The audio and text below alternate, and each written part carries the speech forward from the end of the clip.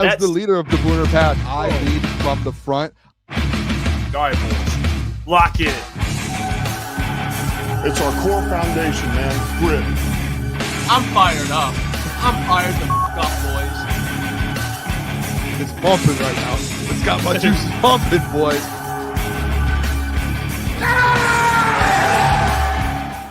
Good morning, everyone. Oh, wait. Forgot something here. Where is it? Right here. Boom. Good morning, everybody. There we go. Saturday mornings with Crunch Time Sports. It is July 5th, 2025. I am Caleb Czarnik. I'm here with Michael Gentry. A little bit of a late start. We decided to go with 11 o'clock today because, as we know, yesterday was America's birthday. We went out celebrating a little bit. Absolutely. Mike, how was your 4th, man? It was good. It was good. I got to see some family from out of town that flew in for the weekend and got to hang out at my buddy's house too after that. So it was good. It was good. How about you?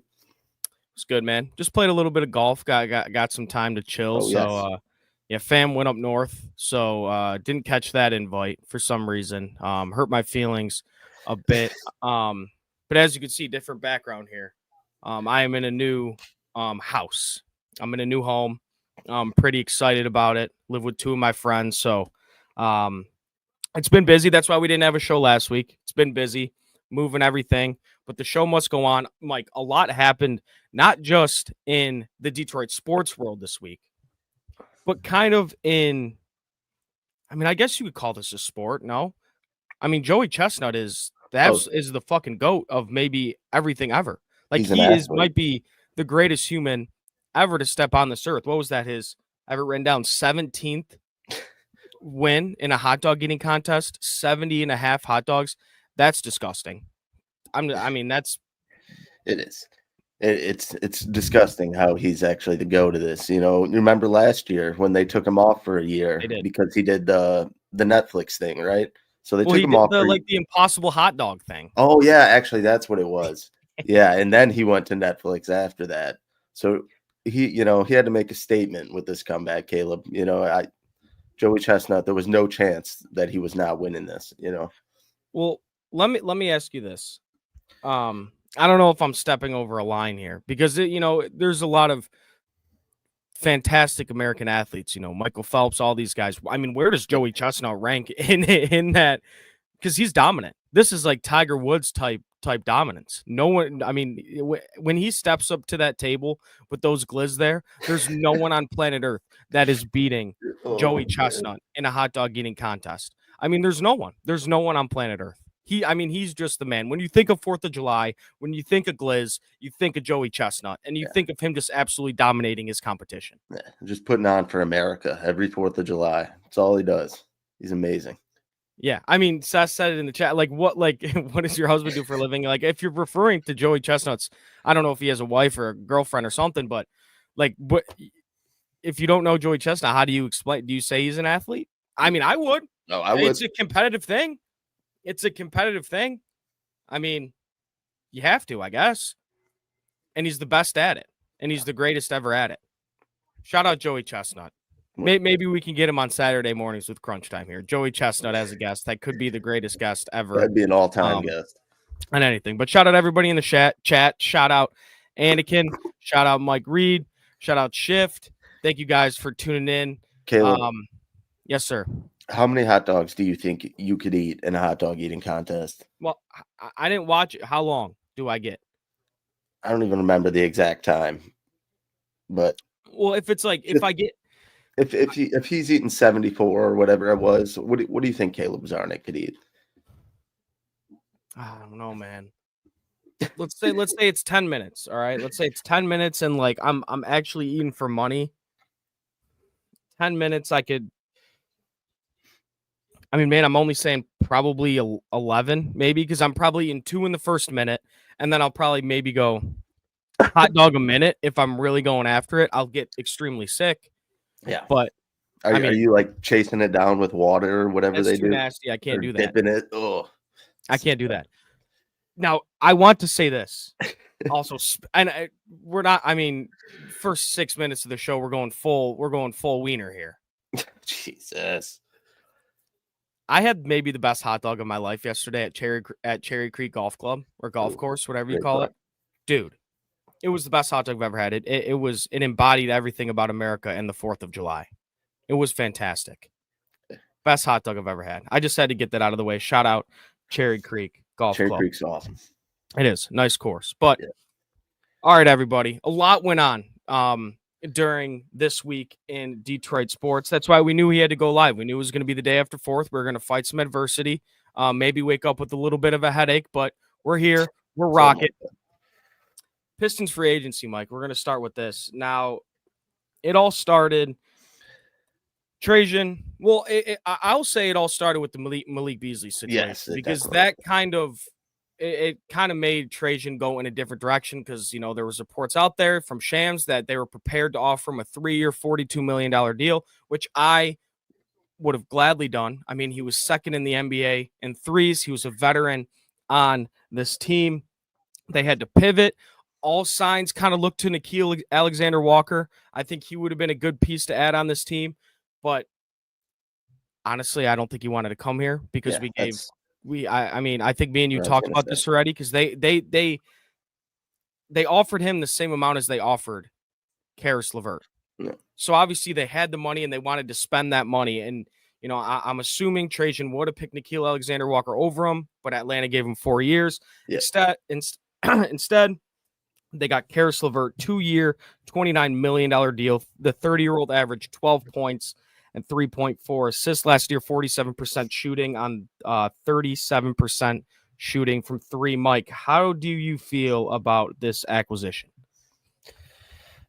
Karis, I honestly don't mind it. I think like his play style, he can play on the ball, he can play off the ball. So him coming off the bench, like I think I don't want to say it's an upgrade, but I think it's going to be a different style of play for that bench unit. And I'm curious to see how it works out. Would I have rather have had Malik Beasley back if those are the two that you're swapping out? I probably would have, especially for that price tag. But I am curious to see how Karis does work off that bench, and, you know, just really how that second unit does, because Duncan Robinson moving off the ball too. It's going to be interesting to see him out there. Obviously, you lost a lot of defense with Beasley and Tim Hardaway leaving. So Karis and Duncan, obviously, who's not known for being a great defender, those guys are going to have to pick up the slack as far as that goes, because that second unit was great defensively. Losing guys, Dennis, Malik, we'll get to him THJ. Those are all, you know, defensive guys, and they provided some, you know, 3-point shooting too. So, Mike, a lot of people didn't like it. I don't know if you've been scrolling Pistons Twitter like I have. There's a lot of people in this community who didn't like the Karis LeVert signing. And my question is, why? Like, who else would you have wanted to go out and get in free agency? Yeah, Santi Aldama would have been nice, but he's back in Memphis. Yeah, a trade for maybe Triple J would have been nice, but he's back in Memphis. Nickeil Alexander-Walker didn't want to come here, man. Atlanta gave him 4 years. I think it was 64. It's basically the same amount of money as we gave Karis LeVert, and he chose Atlanta. So I like Karis LeVert. He's like you said, he's able to play on the ball. He's a very good ball handler, which is really nice out of a 6'6" guard. And he's able to shoot the three. Obviously, he's not, you know, at the point of like a Beasley or a THJ when it comes to his shooting. He's a little bit inconsistent, but man, he's gonna play make for you off the bench, and he's gonna give you a jolt of offense. And you know, we'll get to Schroeder in a sec, because I am upset we are losing him. We'll get to the sign and trade rumors, all of that stuff. But as of right now, you don't have a backup point guard. You don't have a backup ball handler on your bench. And when you're getting those Cade and Ivy staggered minutes, yeah, that's probably going to be your primary ball handler. But when you want to give them both a rest, Karis LeVert is going to be able to do that. I'm not saying he's going to be able to initiate an offense as good as Schroeder did, but he's going to be that guy. He can keep that offense going in that second unit with guys like, you know, Stu and all these guys. So I like the LeVert signing. Again, I know a lot of people didn't. I think this guy's going to be a fan favorite. I do. I don't know if he's going to be a fan favorite to the extent of like Malik Beasley was, but I think Pistons fans are really going to like him. He plays with a high motor. He's crafty. He's a good offensive player, and he's a Michigan man. Yeah. So I like the LeVert signing, man. I like it. I still do like it, but I know we're gonna kind of talk about this in a second. But now I'm just gonna bring it up because you already brought up the point guard situation. I don't see how we wouldn't have brought. I know Dennis's contract was insane. I just don't see how you wouldn't have brought him back after what you kind of seen in the playoffs from him and like what he meant, because there was some instances in that playoff game where he was taking like clutch shots. He was the one shooting shots that no one wanted to take. So they're going to miss that aspect of him. And obviously like his veteran leadership. But in my opinion, I feel like they should still go after a point guard. And when your big men are Jalen Duren, Paul Reed, Isaiah Stewart, and then what you got, Tobias Harris at the 4, Azor, whatever, whichever way you want to put it. I still feel like they need another big man rather. That's like a stretch 4 or whatever you're gonna do. I don't know. I don't think they're done though, Mike, and we'll get to that. I don't think they're necessarily done. There are still trades to make, but shout out Flannel Sam in the chat. Flannel, we hope you had a great 4th of July and hope you're enjoying your weekend. But he said, in my opinion, I liked the Karis LeVert signing more after I did more in-depth research. At first, I was iffy, but I'm cool with it now. Yeah, I think Pistons fans are really going to like this guy. And here's another thing, like when you go into a playoff scenario, and this is why Dennis Schroeder was so important in that Knicks series. And, you know, when you're going to be in the playoffs for the next, you know, however many years, because you have Cade Cunningham, he's always going to lead you to the playoffs. The more ball handlers you can get, the better. You can't have enough ball handlers in the playoffs. You can't. And that's what Karis does. And he's 6'6". And he's able to kind of slow the game down a little bit with his ball handling. He's able to play inside of the 3-point line. I think he's a little more athletic than people give him credit for. He's crafty. I like this man. And again, like what really has been ticking me off and seeing people talk about this signing is, what was Trajan supposed to do, man? What was he supposed to do? Do you want him to sit there on all this money on his hand? No, he was going to get someone. Nickeil Alexander didn't work out. Santi Aldama, who I'm sure was on the radar, didn't work out. They had to pivot because of Malik Beasley, and they went and got Karis LeVert. Now, that's not the only thing they did. They went and got Duncan Robinson, another Michigan man. I mean, we're building the Michigan Wolverines here in Detroit. It was a sign and trade with our guy, Simone Fontecchio. Jeff's guy. Simone Fontecchio. Man, I liked him year one when he was here, when Weaver acquired him. I liked him. I thought he might have been. I mean, we extended him. I was like, okay, man, he's gonna be a nice wing for us for these next couple of years. Mike, he was. He was terrible. We can talk more about Duncan Robinson because, I mean, kind of like you said about the Karis LeVert signing, all over Twitter. Obviously, that contract has some things to it. So people were kind of overreacting at first, but I think he'll be, you know, obviously, like I said, he's not defensively like THJ and Beasley, but the volume that he can shoot threes, and he's been playing, you know, good off the ball, like with a good passer like Jalen Duren, him and Bam, they had, you know, cutting to the basket and whatnot.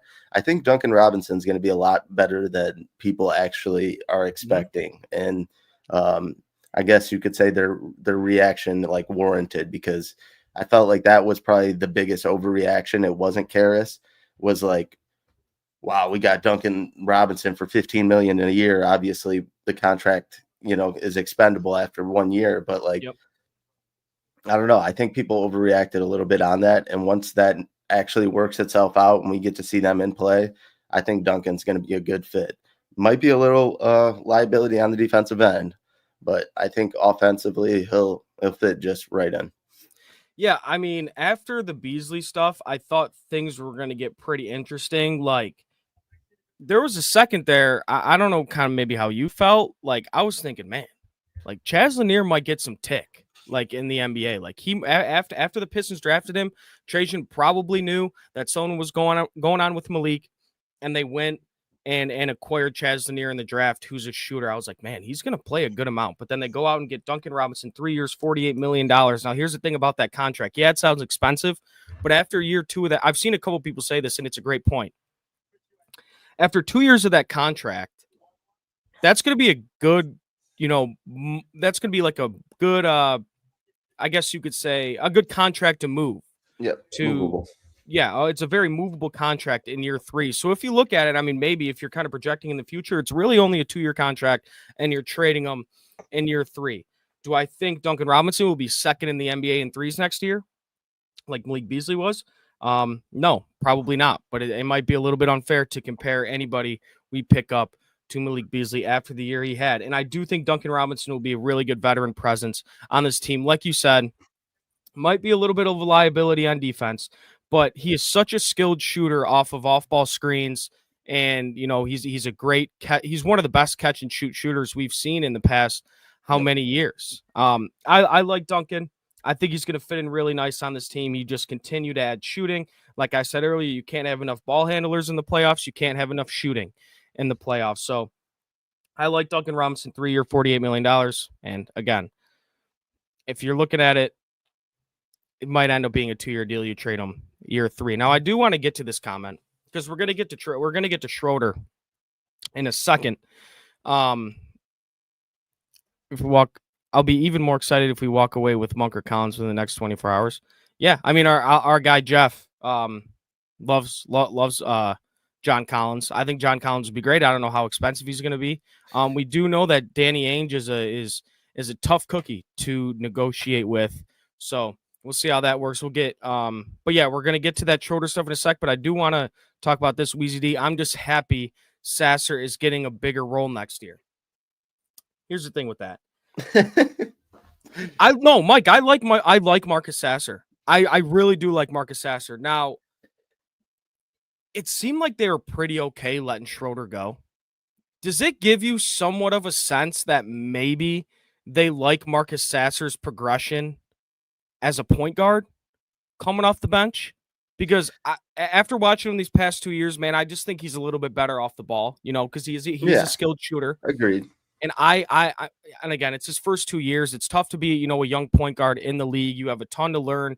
You need to see the game a lot. The NBA is just a totally different beast than college is. But it almost gives me the sense, unless they're really out to go get someone like Brogdon or someone like that to be that backup. Do they think Sasser can be a guy that comes off the bench and get some serious tick in the second unit?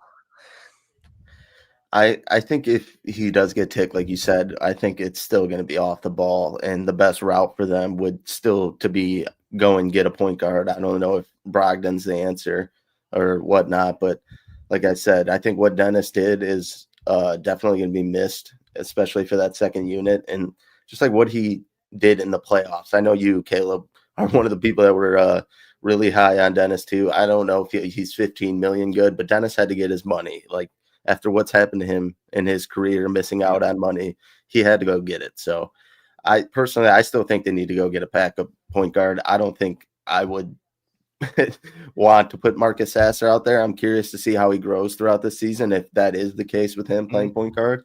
But I don't think it's the route that I would take. I would keep him off the ball, and he's a great scorer, and give him some space off the ball, let him shoot. Yeah, well, that leads us to kind of our next point is, so Schroeder obviously goes to the Kings. This whole sign and trade thing is bananas because there was 3 nights ago, we're all going to bed expecting to wake up to a Shams notification that Malik Monk was involved, or someone, Malik Monk, Keon Ellis, someone like that. I've heard like Keegan Murray floated around. I've heard Trey Lyles floated around, like in a sign and trade deal with the Kings. But I could be wrong on this, but after they make that Valanciunas trade, I think they had enough room to just bring Schroeder in and not make it a sign and trade. The Kings, that is. Yeah. I'm not 100% sure on that. Don't quote me on that, but I would love to get something in return for Schroeder because I made a video about this. I don't understand why the Pistons felt so comfortable in losing a guy like Schroeder. This guy was incredibly important for your basketball team last year. Like he was a big part in that playoff run. He took this might be a pause, I'm not really sure, but he took a giant load off of Cade Cunningham and the ball handling and somewhat the playmaking responsibilities. Dennis Schroeder closed, and obviously we didn't have Jaden Ivey. He was out with injury. He closed games for this basketball team in very, very high leverage moments. And he, like you said, he hit one of the biggest shots in Pistons for the past 10 years for the Pistons in the playoffs against the Knicks, essentially almost like a game winner. And I know it's $15 million. It seems like a lot, but that's the price you have to pay for a veteran point guard who's gonna keep the offense afloat when your guys are off the floor. I really liked Schroeder when he was here, man, and I'm upset to let him go. But if it's a sign and trade type deal, we could bring Monk in return. Or man, I'm a really big Keon Ellis guy. If somehow we could get him in return, but I mean, how do you feel about losing Schroeder? Because I mean, I know you've mentioned it already. You still think they need to go get a backup point guard, which I do agree. Even though I think Karis LeVert can kind of, be that ball handler off the bench, but I don't know. I'm a Schroeder guy. I'm a Schroeder guy too. I obviously didn't like losing him. Like I said, maybe the $15 million was too much, but like I said, what you said and we both said, rather, what he did in the playoffs for us, I think is almost like irreplaceable. He was guarding Jalen Brunson. Game 3, he had 18 points. He hit so many shots down the stretch in that game 3. It was unreal, and it really was the whole playoffs. Like, he was clutch shot. He was taking shots when people were scared to, young team, whatever. But he was a guy stepping up, and he was, that veteran point guard, and he kept the ship straight for a lot of. He did a really good job on Jalen Brunson too for most of the time. Obviously, Jalen Brunson was going crazy, but he did a pretty good job defensively on him when Azor Thompson was getting in foul trouble too. So I don't know. Yeah. I don't like losing Schroeder, but I don't know, Caleb, if they were going to keep him, paying him $15 million. And like I said, he needed to go get that money for him. Yeah. And well, another thing too, it's like the same why it's tough losing Beasley is like, this guy was a veteran in your locker room. This guy we had Sean on kind of right after the trade deadline when we brought Schroeder in. This guy was traded 3 times last year.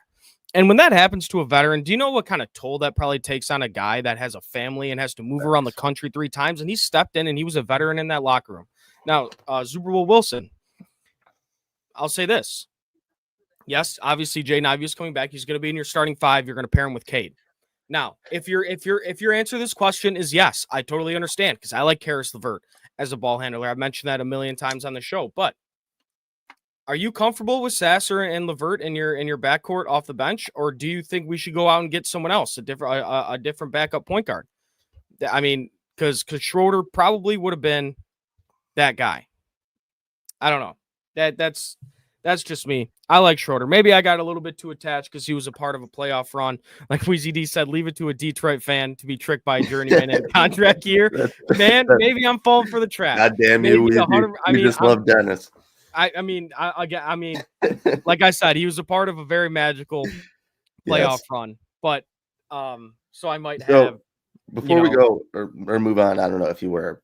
What are you hoping to get from that Kings trade? Or the sign and trade, obviously. We still might get something back, hopefully something good. Is there anything that you are hoping for specifically to get back, or is anyone on your wish list, rather? I mean, obviously Monk would be awesome coming off this bench. I mean, he's super athletic. He could shoot it a little bit, but he's more he's more athletic. He's a veteran.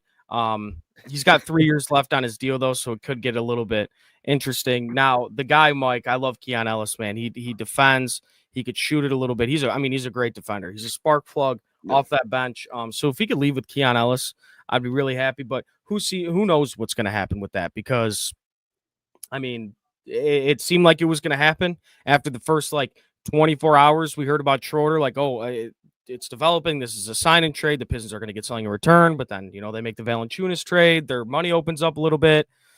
And, we'll see. Anybody for you? Or is it kind of just, Monk and we're good? Yeah, I mean, I don't know if John Collins is actually realistic in that. I know we've kind of seen rumors of that. I think that would be an awesome player to go grab, stretch for, can do a little bit of it all. But Malik Monk would be great too. I mean, he's a ball handler. He can, have an input on that second unit too with Karis and Duncan. But I mean, that's another guy you bring out there. I don't know how good the defense is going to be in that second unit. You have Malik Monk, Duncan Robinson, Karis LeVert. I mean, and Weezy D Holland. Yeah, Ron. I mean, Ron Holland. You know, he's going to defend, but he can't defend 1 through 3 That's what by I'm saying. himself. You know, but Weezy D said it in the chat again. We clearly getting cooked in this sign and trade. I wanted second round picks. Yeah, I'm pretty sure if we don't make a trade for Schroeder, we get like a $14.5 million trade exception that we could use in the future. So I guess that would be nice, but getting a player in return for in a pretty wide open Eastern Conference, just getting all these pieces you can going into a year where the East is wide open. And to that point, do you think, and obviously you could look at it from two angles, I guess, when it comes to, did Trajan do enough this offseason? Will the Pistons be good enough to be kind of one of those, close to that upper echelon East teams, like a 3, 4, 5 seed, a playoff team, essentially? You could look at it from two angles. You're going to get progression. You're a very young team. You're going to get progression from Duren. You're going to get progression from Cade, obviously. Cade's going to have a better year. I think he's going to be an MVP talks. You get Jaden Ivey back. Asar Thompson's only going to get better. Isaiah Stewart is only going to get better. Ron Holland, who knows what you're going to get out of Ron Holland? Like, he could become a very good player in this league. So, or you could look at it like Trajan just didn't do enough. This East is wide open, and he wasn't aggressive enough. But obviously a lot of offseason left. He can make trades and everything. So, you know what? I guess I'll just phrase it like this. If you had to grade Trajan's offseason so far, I mean, it's only been a week into free agency.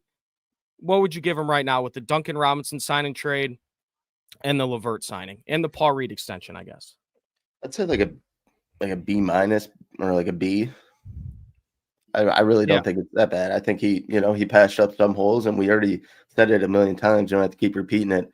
A lot of these guys went back to their teams. Malik Beasley's situation, there was a lot of things that happened in the offseason that kind of, or could have messed up, his plans or whatnot. So I like these signings. And like you said, he might not be done yet. I still think there's a couple things that you could do. So I'll give him a B for now. Yeah, I'm pretty comfortable with that as well. I mean, I've said it a couple times. I like the LeVert signing more than I think a lot of people do. Obviously, you had to pivot with the Malik Beasley stuff, so you go out and get Duncan Robinson. The only thing I didn't like is, you lose Schroeder. So, and again, Weezy D said in the chat, count on Detroit fans for holding on to a 1-year kind of journeyman contract. But I don't know. He was so good, man, in the playoffs. I'm always going to remember Dennis Schroeder in a Pistons uniform. But Mike, we're going to move on to the Tigers here. They get a win yesterday, 2-1 against Minnesota. It was a very encouraging win. Reese Olson is back. He goes 4 1/3, 6 hits, 1 earned, 3 Ks, gave up a homer to J-Ram.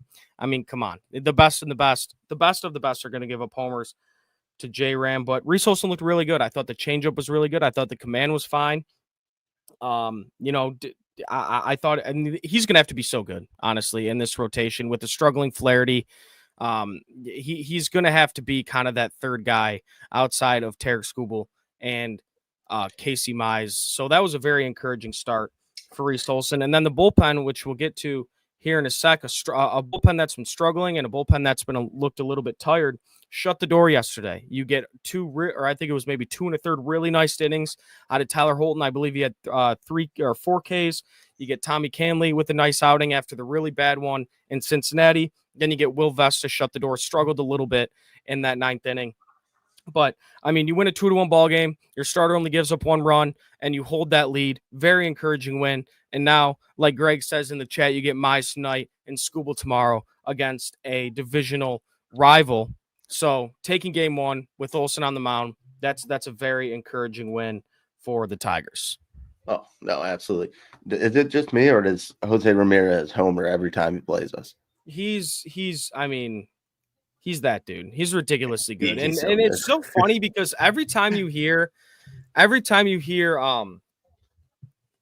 like someone talk about the most underrated players in baseball, it's always J-Ram. And I'm like, how is this dude still underrated? This guy stole like 40 bags last year and hit 35 homers. And he does that like every year. Like and I guess it's because we play him a ton because he's in the Central, but I mean, he's an insane player, and he's going to be a problem for the Tigers for a long time. But I mean, after he hit the home run off Reese, it was kind of just like, okay, you know, it obviously first inning, I was just like, oh God, here we go. I mean, I was kind of wanting to ask you this. I wasn't panicking, but like after that series rather with the Nationals, where runs were just, flying in from them. Did you get a little like worried by that and just like how some of those games boil down, like the ending of those games of the Nationals game or the National series? And oh yeah, well yeah, that I'm sorry, that's what I meant from the Flaherty start was game 3 of the Nationals game. But I mean, yeah, that last game was frustrating, but that was Tommy Canley that lost that lead, and Tommy Canley's been nails for us. I believe before that start, he had a 1.77 ERA. He was one of those guys you could trot out on the mound and you were pretty confident in. But yeah, I mean, it was frustrating because you look at this bullpen. Shout out Jeff Iafrate for the stat. In the month of June, this bullpen had a 4.5 ERA. That was 26th in the MLB. So, I mean, and there's been points where they're making winning ball games pretty difficult for you. And that's not something Tigers fans have been used to for these past, 2 years. So Scott has to be on the phone right now going to get someone. I mean, yes, you'd really like to see a turnaround from Tyler Holton through really well yesterday. Camley's been nails. Vest has been nails. I mean, Chase Lee's been pretty good, but outside of that, like Herder went on a bad stretch there. Like Carlos Hernandez, who after the first 2 times he threw here, we're like, oh, maybe we got another hidden gem. I mean, he's not great. He has the tools. He throws hard. But, yeah, Scott Harris needs to be on the phone right now to go get another arm. You can't rely on these dudes, like, on these same dudes. Like, I just feel like you got to go get someone. Like a middle reliever or someone that can pitch late in games, so you don't have to throw Canley every night. I really do think need to go get someone if you're Scott Harris, and everyone's saying it because it's true. You need to go get a bullpen arm. I think that the bullpen arm will definitely be addressed. I feel like if you don't, it would. I don't know. That would be the worst thing you could do going into this postseason. It's not address a bullpen. But what do we think about our whole third base situation here? We had more. I think it was yesterday. I was just trying to find the tweet. There was more Alex Bregman kind of stuff brought up. Is there any move for a bat that's going on, Caleb? Like, well, I mean, this because you just have guys just like heat up after every conversation that we have about, oh, this team needs to go. I've said it a million times. I think I said it last time we were live. This team needs to go get a right-handed bat, blah, blah, blah, which I still think they do. But, I mean, the offense has been really good. And when you talk about the third base position, like you could slot Javi in there now with Parker Meadows back. I mean, Vierling has the capability of playing there, even though he's been not that great since he's returned from injury. Zach McKinstry, who's been fantastic, who hit a homer last night, he can play third base. Would I like us to go get someone like Bregman? Sure. I mean, that would be great. But I when I'm thinking of if I made a list of priorities for the Detroit Tigers, a bullpen arm is definitely number one. But it's kind of like the same thing I was talking about with the Pistons. Like, you can't have enough shooting and you can't have enough ball handling in the playoffs. Same goes for, right-handed bats in the playoffs, especially when you want to go pinch hit. When the opposing team is throwing a lefty out there, you can't have enough right-handed bats on a baseball team. And, one thing I'll say when we're talking about right-handed hitters, a guy who had a couple nice at-bats this week, I think he had a homer, a double, and a homer in a 3-game stretch, is Spencer Torkelson. Like, if Spencer Torkelson, I can't even speak. If Spencer Torkelson can really heat up, this lineup just looks drastically different. It looks drastically different because you have a middle of the order in Glaber, Riley, Wenzel, who's been fantastic. Shout out Wenzel Perez. I mean, oh my goodness. I know he's slumping a little bit. I think he's sitting around 269 now, but he's been unreal since he came back. And then you have Riley and then Torque at the at your fifth spot. That's a pretty damn good lineup. And then you have McKinstry. I mean, that's a good lineup. But yeah, I do think they should go make some sort of move for a bat. Now, speaking of Glaber, the Tigers have 3 all-star starters. Yeah. Which going into the year, I probably would have called you crazy because I probably would have penciled in Riley Green going into the year, and I would have penciled in, Skubal, obviously. But you get Javi in his third All-Star appearance. I mean, what a turnaround, man. It just makes you smile. It just makes you smile. We basically have a Javi bias segment every single week on this show because that's just an unreal story. So he gets the nod as an all-star starter over Byron Buxton. Which is, but I'll take it. Yeah. It's the feel-good story. And like you said, we've had a lot of Javi Baez segments this season that have been good, but over the past three years or whatever, he's had a lot of segments on him around Michigan through different various radio stations that were horrible. And the guy was getting torn to pieces, me included. And I was not a fan, trust me, for the longest time. I'll admit to it. But I mean, what he's done this year is just nothing short of amazing, moving all around the field. He's hitting for power. He's kind of doing it all. So congrats to Javi. Yeah, he deserves it. Third, I believe there's 3 all-star selections. I believe one was at second base with Chicago because they had Addison Russell. Kind of a controversial name there, but they had Addison Russell at shortstop in Chicago. Then I think he got another nod when he was at shortstop in Chicago. Now he's in as a center fielder. So really happy for Javi. Really exciting for Tigers fans. Really excited for Javi. Gleyber gets his third nod. I mean, Mike Gleyber Torres has been unbelievable. He's been unbelievable this year. He's totally changed his almost persona at the plate. Because when you thought of Gleyber Torres in New York, you thought of, this guy's going to hit you 35 bombs, but he's going to hit, 250 and kind of be like a whatever defender. He's been fantastic. He's walking more than he's striking out. He's sitting with runners in scoring position. The clutch hits, Mike. He just shits clutch hits out of his ass, dude. I mean, every time there's 2 outs, runners in scoring position, he's getting a base knock. He's shortening it up. He's hitting the ball the opposite way. He's been unreal. Shout out Gleyber Torres. Now, I mean, I didn't even write this down, Mike, but I did see this on Twitter. I believe it was, I forgot who made the comment on this, but Gleyber Torres is on a 1-year deal. Do you see the Tigers maybe getting an extension done with him soon? I mean, he's been a fantastic signing. And he's only 27, 28 years old. Yeah, like, is this a guy you're going to want on your roster for the next 4 years? I guess the only reason you would say no, it might get a little clogged there with, McGonigal coming up and, Rayner in the future, probably in the, in 3-4 years. How you Lee, like these guys you want to bring up, like how do you not bring Gleyber back? Yeah, no, I think you definitely bring Gleyber back. It doesn't have to be like a goddamn 6-year contract or whatever it is. Like you said, you can make it fit the timeline. But I think if I'm Scott Harris, I would begin to start ironing that situation out because with the year Gleyber's having, obviously all-star year, him going into the offseason as a free agent, I wouldn't want to have to, battle back and forth with teams after the year he's having. Yep. So if you have a chance to get ahead of that, I think that would definitely be in their best interest.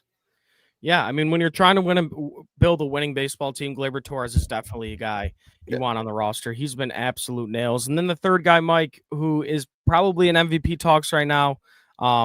This Cleveland series is he's not great against Cleveland. So, I mean, we'll just get that right out of the way. So I think Chris Castellani put it out. He has like a 500 OPS against Cleveland. But a Riley Green, man. Riley Green has been absolutely unbelievable. And I've said it a million times. This is a guy, just for some reason, I've been a little bit critical on. Maybe it's the strikeouts, because he is up there in strikeouts, but this dude mashes. I mean, this guy's month of June and May was ridiculous. Now, I put this tweet out about a week ago, so I don't know what the stats look like now. They have to be better because he's homered a couple times since I put this out. If you take that, and I get it, 32 at bats is a good amount of at bats. But if you take that 1 for 32 stretch he had out, his stats are MVP stats. Like we're talking like he's sitting 325 with the 950 OPS. If you take those 30 at bats out, because outside of those 32 at bats, he's been unreal. And that's another guy, man. We talked about it last time we were live. This is a guy you got to go get an extension done. There was a time. Once upon a time, a couple years ago, where you probably could have got him on that Corbin Carroll type extension, that $14 million a year for 8 years. Now you're looking at probably 25-30 for Riley Green. So he deserves it 100%. and they should give it to him because when you're talking, I mean, obviously Scooble's probably the face of the Tigers because he's the best in the business. But when you're talking about on offense, a position player, who the franchise player is for the Tigers, it's Riley Green, and getting his second All-Star appearance this year, starting in left field, man, he's been unbelievably good. Yeah, to say the least. Riley's the man, even though, like you said, he's gone the last 3 games without a hit, but he's just been so phenomenal the entire month of June. So hats off to Riley. He's really put himself, I think, in that tier where he is a superstar in this league, and I think he's only going to continue to get better. The bat's been hot. Shout out Riley. Yeah, I mean, when you talk about he's only going to get better, man, if he cuts these strikeouts a little bit, he is going to be, and he's already dangerous now, but when you see these strikeouts start to cut, in his career, like, he's going to be amazing. And maybe he is just one of those guys with that uppercut swing that he's going to strike out a good amount, but he's going to hit you, 30 bombs and he's going to drive in 100. That's fine, man. That's fine. He's going to play you a good left field. Riley Green's the man. Shout out Riley Green. Second All-Star nod. Like I said, Tigers 3 starters in the All-Star game, and then you're obviously probably I didn't even notice. Torque's on an 8-game hitting streak. He sure is. That's what I'm saying. You get a guy like Torque dating back to the day that he met me at the Rocket Mortgage Classic. I mean, the magic thought. You ever seen Shout out movie? Torque. I knew I could do it for you, brother. You've seen the Thunderstruck movie with Kevin Durant where they both touch the basketball, correct? I don't think I have, to be honest. Like, you've seen that movie, man. The one where the kid touches the kid where the chat. This guy you haven't seen Thunderstruck? Where Kevin Durant.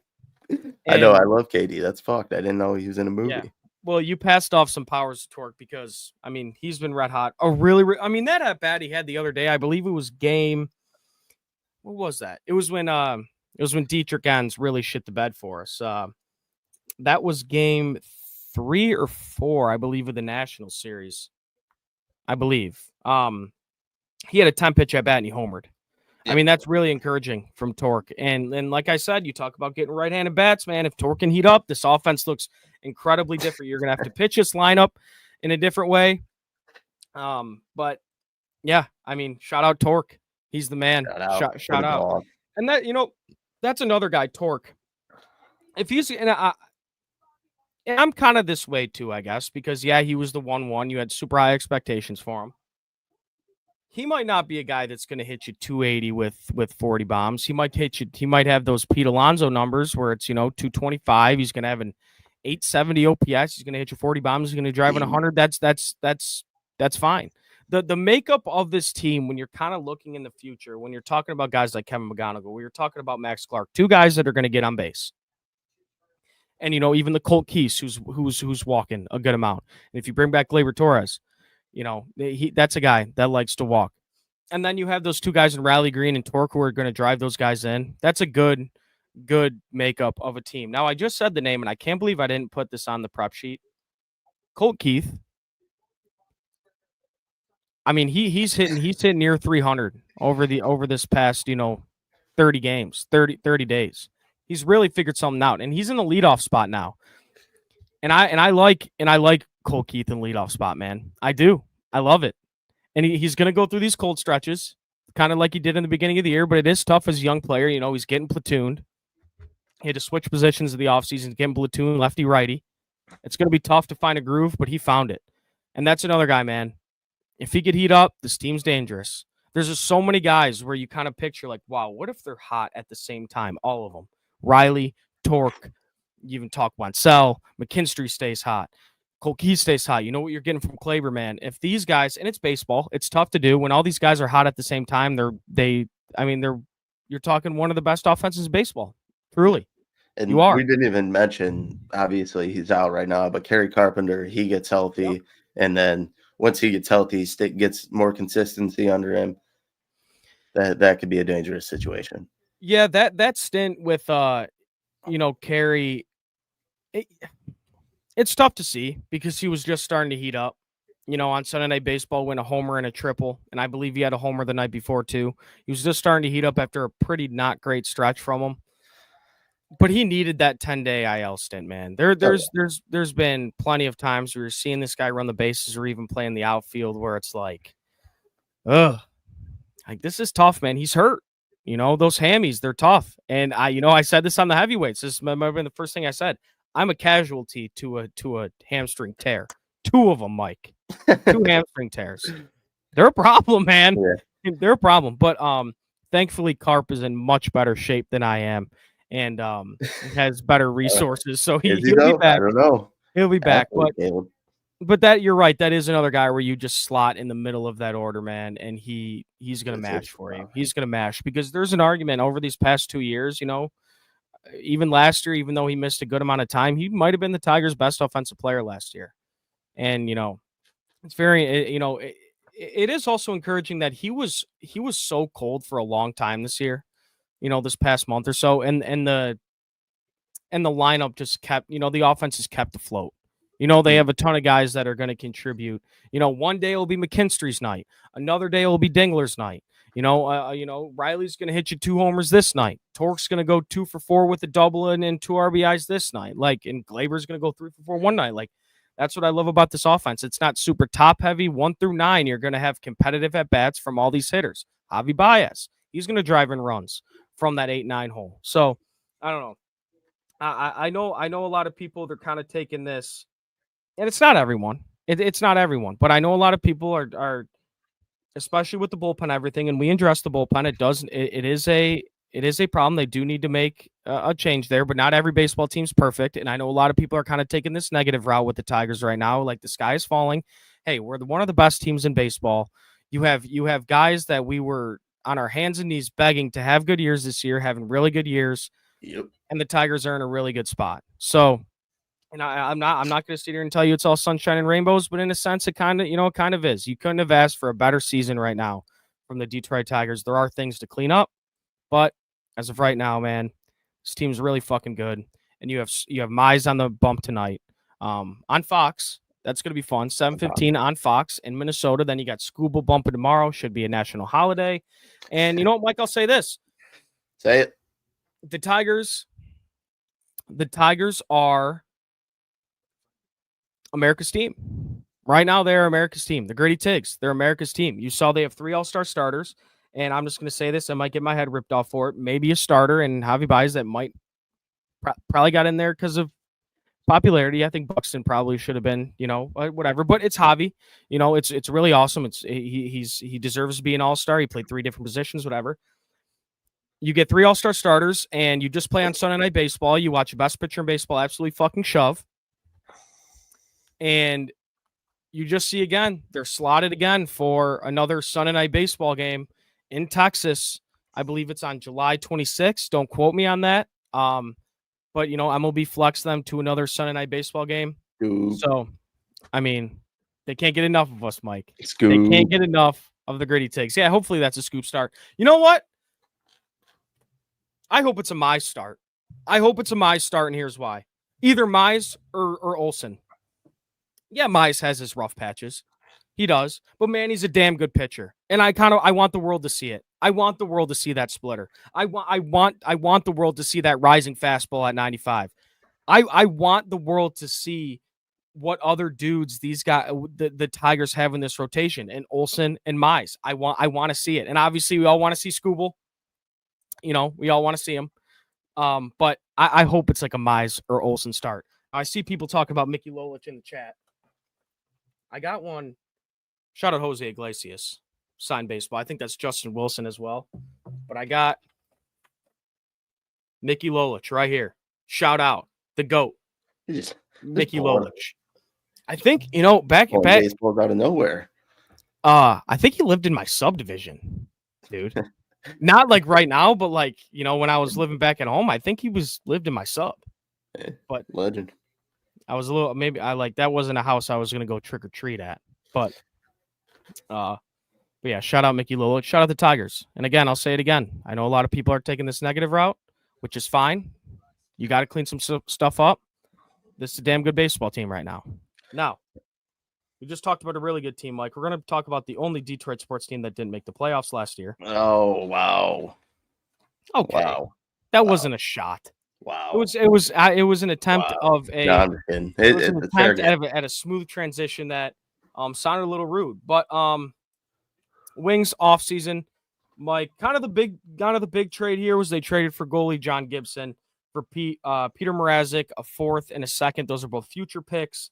How do you feel about this trade? I've heard some really, really good things, and I've heard a couple takes where it's been, I don't know why everybody's freaking out about this deal. Well, he was the best goaltender, one that was on the open market. I guess you could say that was available to get. And I think it was good. He's the number 1 goaltender. He's been definitely held back by some injuries and playing on a poor team. But I think a different situation might bode well for him. Personally, I don't know what other goalie that you would have gone out and acquired. I think everything, the price about him, and I think his just general fit for the Red Wings is really good. And I think you got a number 1 goalie, at least for the time being, and this will at least buy you some time for whatever the plan is for Trey Augustine and Kosa, because those guys, obviously Trey Augustine isn't coming up in maybe like 2 years, but Kosa has a guy that's been heavily coveted after, and they want to see him on this roster. So maybe having a true number 1 in there that you can throw out there most nights may bring a guy like that up. And, so I like the John Gibson signing or trade rather. I mean, at least he's doing something. Yeah. Other news. This was a guy I was excited about, man. When we signed him last year, I think everybody was excited about it. I think I texted you every other game.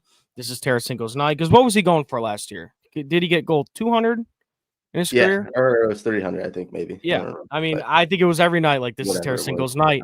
Take Tarasenko to score. Take him to score. His night. You did. You were on. It was never his night. It was never his night. But wasn't his year. Wings trade Tarasenko to the Minnesota Wild for future considerations. It feels like future considerations is Steve Yzerman's favorite player. But I will say it needed to be done.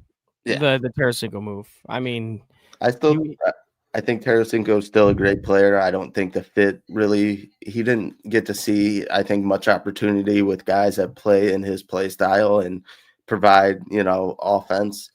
Although he did have a bad stretch where he's missing nets and doing not playing so well. But I think a guy like him will actually turn out to be really well in Minnesota. That team can fly up and down the ice. They can really get on power play. They can score goals. So I think that'll be a good fit for him. I think it's more impressive that Stevie just got this contract off the books and wiped his hands with it, because sometimes, you've seen this team in the past. They've had to give up assets for people to take contracts. So to be able to give up nothing for Tarasenko, or having to give up nothing and you just wipe your hands with it, I think that's fine. And I think Tarasenko will be much better in Minnesota than he was here. Sometimes that's how it is. The fit isn't for an aging superstar like him. Sometimes the fit just wasn't there, Yeah, you see that in all sports. Like someone they go somewhere for 1 year, a pretty highly touted player, and they just have a down year. Maybe it's the culture on the team, maybe it's the fit, or something. Sometimes it just doesn't work out. But I'm rooting for Tarasenko in Minnesota. Now, Mike, there's murmurs that, and Stevie Y is obviously not done. The offseason is just kicking off here. Do you see any, outside of the Gibson trade, you see anything else that can go down for the Wings? Any big trades that Stevie Y could go out and make? Well, I think the way this, for one, I do know for a fact that there was people that he pursued in free agency, defensemen, 2 of them, and one went back to his team, and then the other one went to a different team for a good price. So I know for a fact that 2 of the guys that he was going after heavily, one signed back with a team, and then one went for another team for a hefty price. So I think when everything, he kind of struck out on those guys, it's all going to be left to a trade. Now, obviously, there's nothing else they can do. They signed a few, guys that can fill in on the bottom lines and go back and forth from Grand Rapids if needed. But right now, he has to go out and make a trade. And I think if there's anything, you have to do it up the middle. Kopp or Comfer, Andrew Kopp, JT Comfer. One of those guys need to be switched out. You need to get some more offense in there. Even though Andrew Kopp had his best year with the Red Wings last year before he got injured, I think that would probably be even a better selling point if you're going to try and move a guy like that. I think now is the time. I think right up the middle, they improve those centers. I think it would kind of, it would build up that team a little bit. And all he has to do now is make trades. So he can't sign anyone. So he has to go out and acquire someone to make the team better, or else you're pretty much running it back with the same team as last year. Yeah. Also, NHL draft. The Wings took the Canadian forward Carter Bear with pick 13. Mike? How old is this guy? He's like 18, right? Yeah. I mean, okay. He looks like a youngin'. No, and I get it. I know. I texted you the night of. I was with some of my friends who are hockey fans, and they didn't like it because they were pissed off that we're not going to see this guy in fucking 5 years, and it's the same shit. Blah blah blah. But it's kind of the same as baseball. No, that's kind of how this goes, right? You're in it for the long haul. If every year you're going to go take, kids out of college that are ready to go play, like, you're not going to build yourself for the future. So I don't know much about Carter Bear, but I mean, what do you know? When you're farther down in the draft, as it is too, you got to realize some of those more ready-made guys are going in the top half, and when it gets down to you, you're kind of looking at it as a developmental guy and someone that you could see fitting out in your team for years. But as far as Carter goes, he had like 80 points last year. He's very offensive. He's got a little edge to him. He's kind of got some physicalness to him. He could play a great two-way game.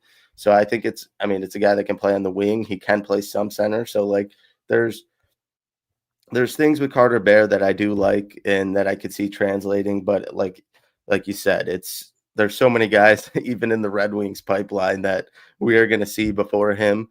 But as far as the skill set for him and how he plays the game, I like the pick. And I know the Red Wings, like you said, a lot of these guys aren't coming up fast. The person that I thought would be brought up the fastest out of all those guys, or all of our drafted forwards, was Marco Kasper. And he still took, I guess you could say, 2 years with all the stuff that he went through in Grand Rapids.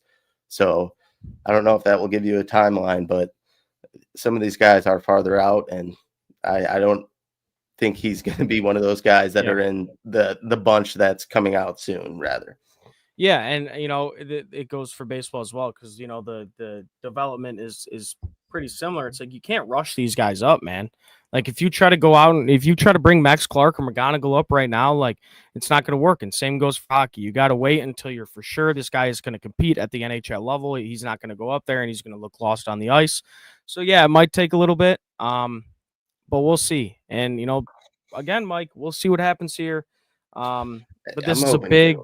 Yeah, this is a big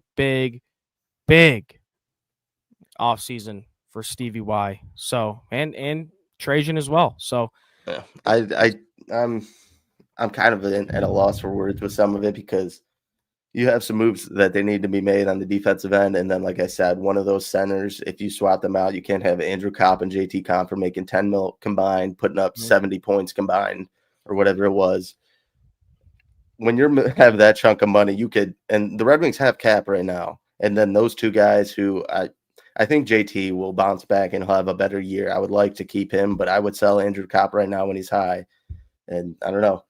Though there's a lot of moves to be made. And if not, I don't see this team having much success. If they don't go out and make a move. Mike. Yeah. Hey, I think like it is. They'll be right back to where they were last year. I think it will come down to that February month, and you'll be fighting for it. And no matter if it's then or now, you have to go out and make a move. I wouldn't want to go till February without having a change to this roster. You can't wait that long. Yeah, if you're not getting better, you're getting worse, they say in the world of sports. So that concludes episode 21 of Saturdays with Crunch Time. We thank you all for tuning in. Hope you guys all had a fantastic 4th of July. And if you're still celebrating, which I might do a little bit today, make sure to stay safe. If you're not up north or anything and you're out drinking, Ubers are always available. So do that. Thank you guys so much. And I also want to say thank you guys so much for 14,000. All the fellas are working so hard, and it's those guys during the week, they're doing it every single day, man, and they're putting up a really good show Monday through Friday. So I know they're very appreciative, and we are as well. So hope everybody has a great rest of their weekend. Make sure to subscribe, buy some merch, follow us on our socials, and have a great weekend. Mike, anything? Tell the people you love them. People, I love you all. Thank you for tuning in. We'll see you next Saturday. Yes, sir. Yes, sir. See you guys later.